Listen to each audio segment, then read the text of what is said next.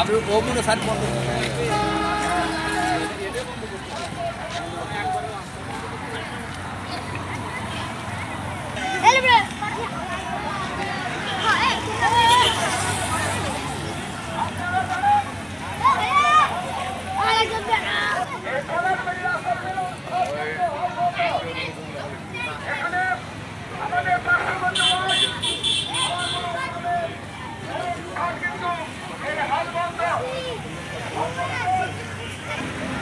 এই গোকুল সমেল বন্দরটা একটা ঐতিহাসিক একটি বন্দর।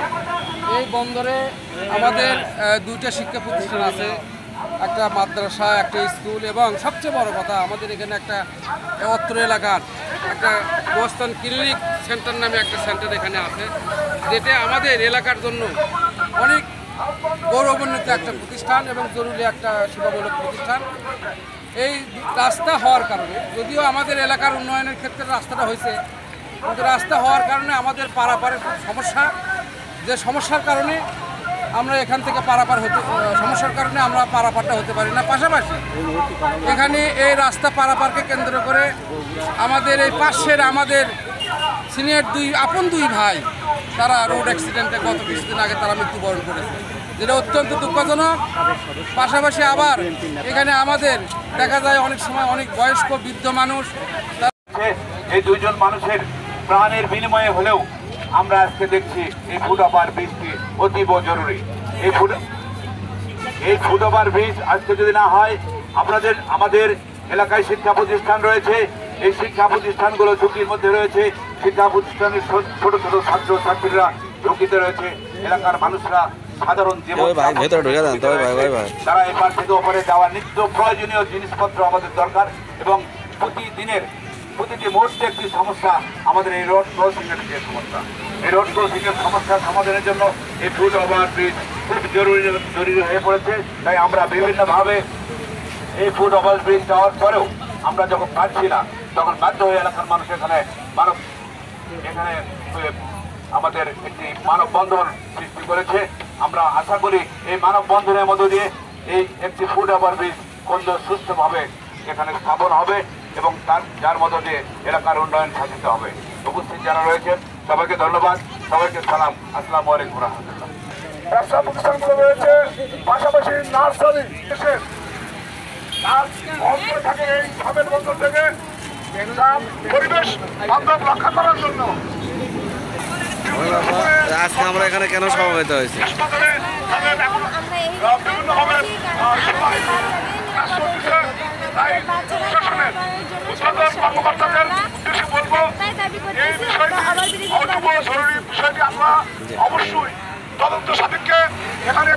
আপনারা যেমনটা ছিলেন যে গোকুল হল বন্দরে এখানে একটা ফুটওভার জরুরি, রাস্তা পারাপার আর এর তেমন ব্যবস্থা না থাকার কারণে প্রায় বড় ধরনের দুর্ঘটনার সম্মুখীন হচ্ছে এলাকাবাসী। এজন্য করে যেহেতু রাস্তার নিকটে শিক্ষা প্রতিষ্ঠান রয়েছে, সেই সাথে রয়েছে একটি ক্লিনিক, এই জন্য সবারই একটাই দাবি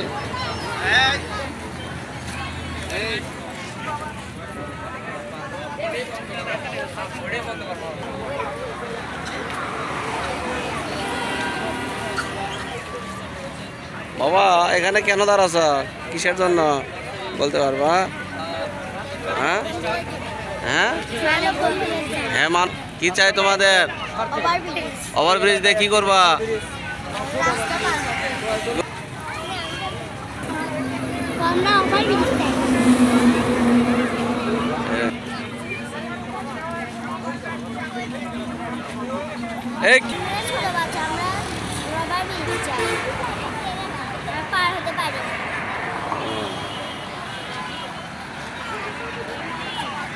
আপনারা কি জন্য দাঁড়াচ্ছেন বলেন?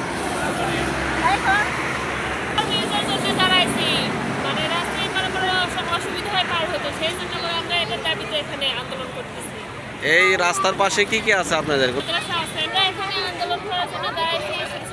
রাস্তার ওপার থেকে আসার অসুবিধা হয়, যার জন্য আমাদের অনেক সমস্যা হয় ছোট বাচ্চা নিয়ে পার হওয়ার জন্য, যার জন্য আমরা এখানে ফুটওভার ব্রিজটা দেওয়ার জন্য আমরা দাবি আন্দোলন করতেছি। এটাই আমাদের দাবি, এটা সরকারের কাছে এখানে একটা ওভারব্রিজ দেওয়ার জন্য।